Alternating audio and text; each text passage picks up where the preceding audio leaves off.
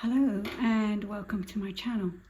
My name is Sharla, and in these videos we will be tapping into our intuition and selecting one of 3 cards marked here as A, B and C. We're going to take a moment of just quietness and reflection, and then we'll select a card. So the chosen card will then give you the energy support that you're looking for, hopefully, plus a journaling prompt to use or not, which will help you to embed that particular energy further. What it will also do is it will help you to build your intuition and make that stronger too. So the cards we're going to be working with today are Alice in Wonderland by Paolo Barbieri. Hopefully I've said that correctly. These are beautiful cards. They really are. Lovely artwork on them and descriptions and all of that good stuff. And before I begin, I personally like to use a little aura spray. Today I'm using Tanzanite, which is a creation by Ellis, and this just helps me to tap into my higher self, and hopefully we can bring some good intuition through to help you guys with your intuition and your thought processes. It's not essential. You don't need to use aura sprays. You just need to take a deep breath, quieten yourself, and just see what thoughts appear. And just think, just go with your gut instinct is always my suggestion to you, because that gut instinct is your intuition. So let's have a quick spray while we take a moment of quiet to reflect on the cards. Which one will you choose? Will it be A, B or C?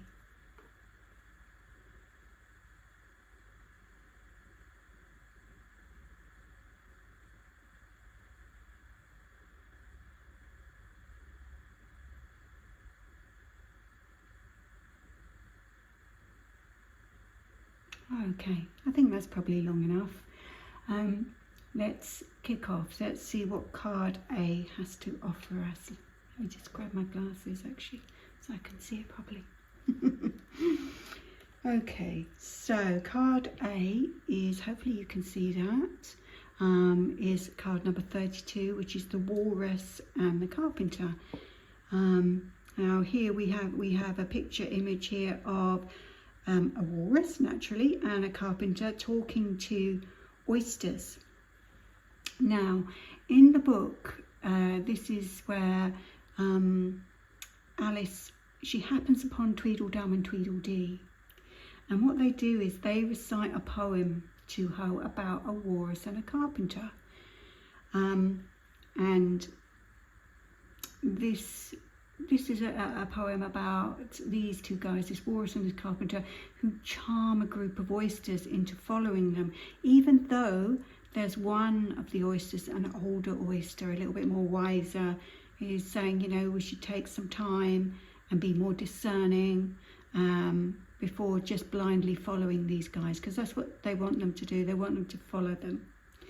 Anyway, what happens is the oysters do end up following the walrus and the carpenter, only to sadly meet their demise because they end up being eaten. Okay, so what can this tell us? What can this little excerpt from Alice, and I think we can all learn from Alice, can't we? She's, you know, she has that timeless story, which is probably why it remains popular, to be honest. But what I feel like the meaning on this particular card is that we need to, like I mentioned earlier, to be discerning. We need to see past just the facade of something or our first impression. And, you know, realise that sometimes charm is superficial. Sometimes charm wants something from us.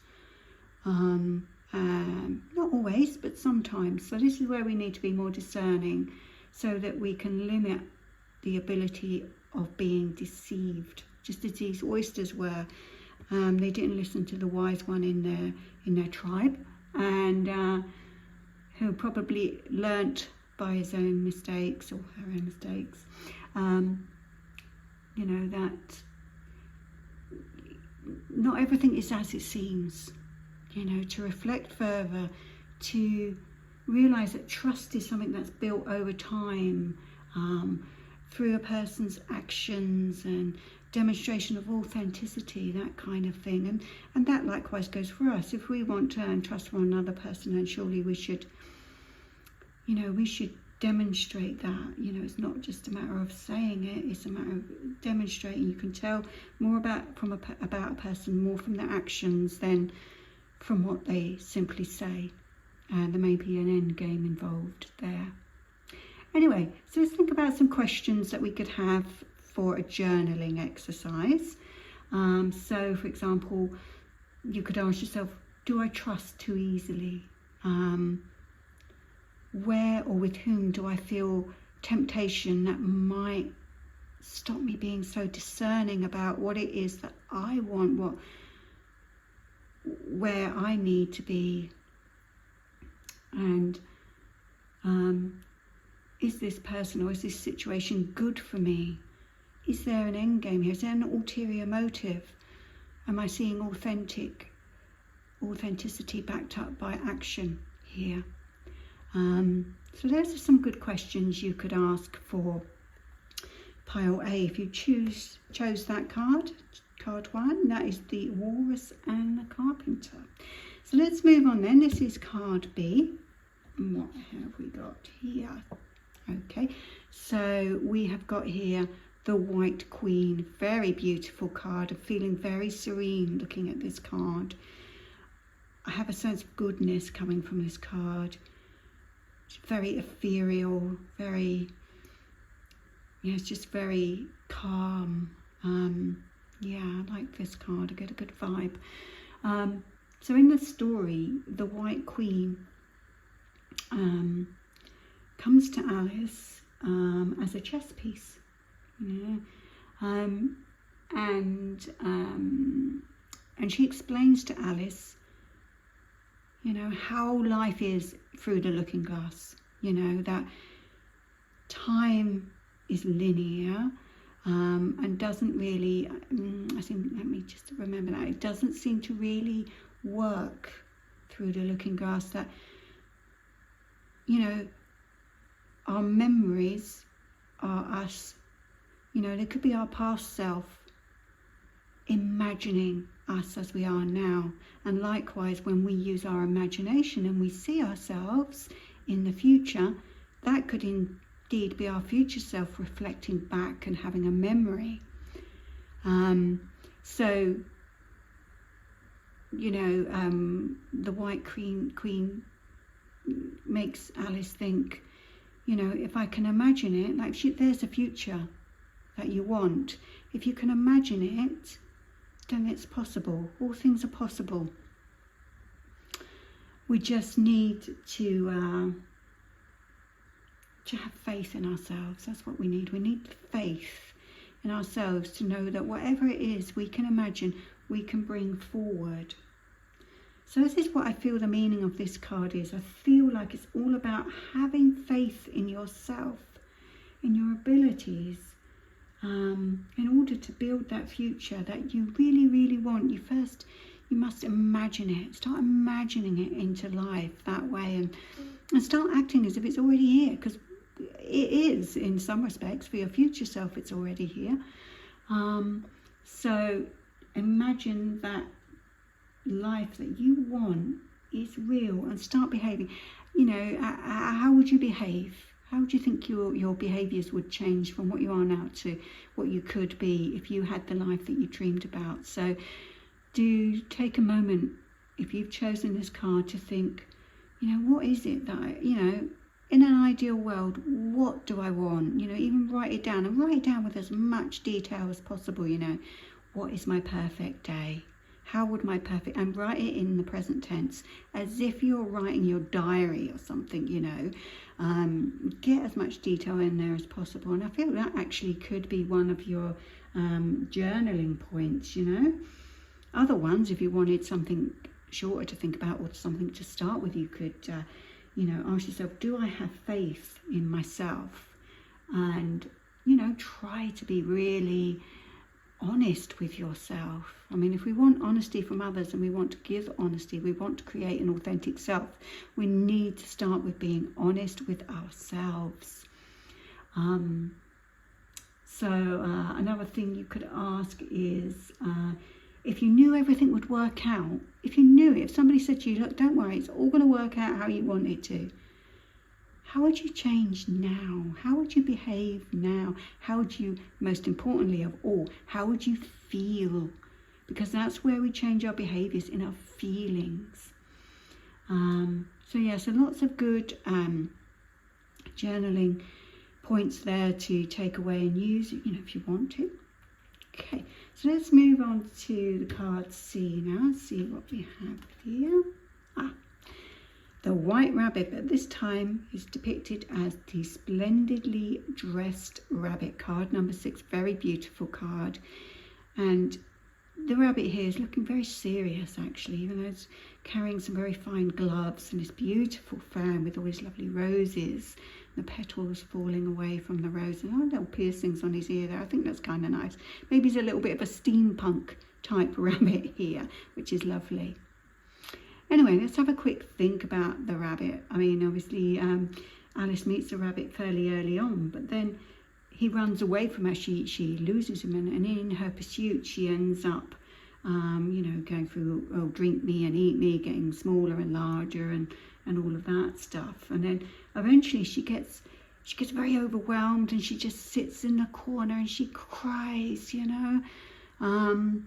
And then that's when the rabbit comes in again, and he reappears, probably as this smartly dressed rabbit that we see here, with all his finery. He looks very organised, like, you know, he's got all his ducks in a row. I think we're getting very farmyardy here, but what this suggests to me is, you know, we've got Alice feeling overwhelmed, crying, very upset because she doesn't know what to do. And she asks the rabbit for help. But instead of stopping to help Alice, he runs away again. And this time he drops his beautiful gloves and fan at her feet and runs away. So what can we take from this? I think maybe this card gives us an opportunity to reflect. Where are we feeling overwhelmed in our lives, or burnt out, or are we trying to, you know, do too much, and we're spending too much time trying to get stuff done, you know, just rushing at things, and then we end up forgetting, and then we get the burnout and the overwhelm and all that stuff. So I think for a journaling point is, I would write down, you know, I'd want to know, what areas of my life do I feel like I'm really experiencing that overwhelm, and is that overwhelm of my own making, you know?